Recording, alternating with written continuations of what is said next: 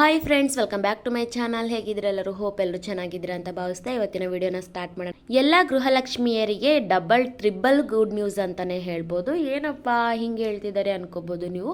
ಹೌದು ಫ್ರೆಂಡ್ಸ್, ತಮ್ಮೆಲ್ಲರಿಗೆ ಇಷ್ಟು ದಿವಸ ಗೃಹಲಕ್ಷ್ಮಿ ಯೋಜನೆಯಡಿ ತಮ್ಮೆಲ್ಲರಿಗೂ 2,000 ರೂಪಾಯಿ ಹಣ ಬರ್ತಿತ್ತು. ಆದರೆ ಖುದ್ದಾಗಿ ಸರ್ಕಾರದಿಂದ ಬಂದಿರುವಂತಹ ಮಾಹಿತಿ, ಇನ್ನು ಮುಂದೆ ಎಲ್ಲ ಗೃಹಲಕ್ಷ್ಮಿಯರಿಗೆ ತಿಂಗಳಿಗೆ 5,000 ರೂಪಾಯಿ ಹಣ ಕೊಡ್ತೀವಿ ಅನ್ನೋ ರೀತಿ ಎಲ್ಲ ಕಡೆ ಸುದ್ದಿ ಹರಿದಾಡ್ತಾ ಇದೆ. ತಮ್ಮೆಲ್ಲರಿಗೂ ಈಗಾಗಲೇ ಗೊತ್ತಿರಬಹುದು.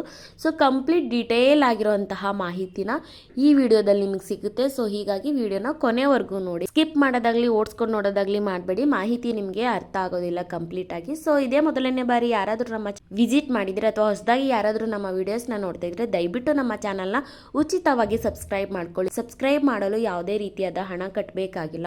ಸೊ ಹೀಗಾಗಿ ದಯವಿಟ್ಟು ಸಬ್ಸ್ಕ್ರೈಬ್ ಮಾಡ್ಕೊಳ್ಳಿ. ಹಾಗೆ ಪಕ್ಕದಲ್ಲೇ ಕಾಣುವ ಬೆಲ್ ಐಕನ್ನ ಕ್ಲಿಕ್ ಮಾಡಿ ಆಲ್ ಅಂತ ಸೆಲೆಕ್ಟ್ ಮಾಡ್ಕೊಳ್ಳಿ.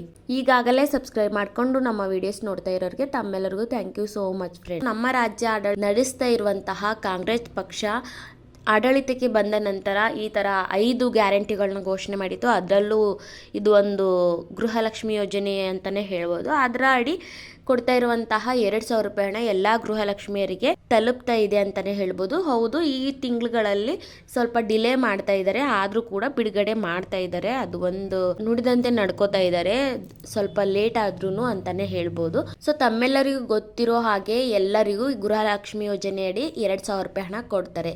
ಇನ್ನು ಮುಂದೆ ಅದೇ 2,000 ರೂಪಾಯಿ ಹಣದ ಬದಲು 5,000 ರೂಪಾಯಿ ಹಣ ಕೊಡ್ತಾರೆ ಅನ್ನೋ ರೀತಿ ಎಲ್ಲ ಕಡೆ ಸುದ್ದಿ ಹರಿದಾಡ್ತಾ ಇದೆ.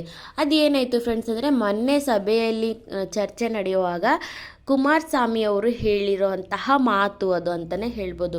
ಏನಪ್ಪ ಅಂದರೆ, ರಾಜ್ಯನ ನಮಗೆ ಬಿಟ್ಕೊಡಿ, ನಿಮ್ಮಿಂದ ಸರ್ಕಾರ ನಡ್ಸೋಕ್ಕಾಗ್ತಾ ಇಲ್ಲ, ನಿಮ್ಮ ಹತ್ರ ಹಣ ಇಲ್ಲ, ಸೊ ಯೋಜನೆಗಳ ಗ್ಯಾರಂಟಿಗಳನ್ನ ಕೊಟ್ಟಿದ್ದೀರಾ, ಸೊ ರಾಜ್ಯ ನಮಗೆ ಬಿಟ್ಕೊಡಿ, ನೀವು ಗೃಹಲಕ್ಷ್ಮಿಯರಿಗೆಲ್ಲ 2,000 ರೂಪಾಯಿ ಕೊಡ್ತಾ ಇದ್ದೀರಲ್ವ, ನಾವು 5,000 ಕೊಟ್ಟು ನೀವು ನಮಗೆ ರಾಜ್ಯ ಬಿಟ್ಕೊಡಿ ಅಂತ ಕುಮಾರಸ್ವಾಮಿ ಅವರು ನಡೆಸಿರುವಂತಹ ವಾದದಲ್ಲಿ ಈ ಒಂದು ಮಾತು ಬಂದಿತ್ತು.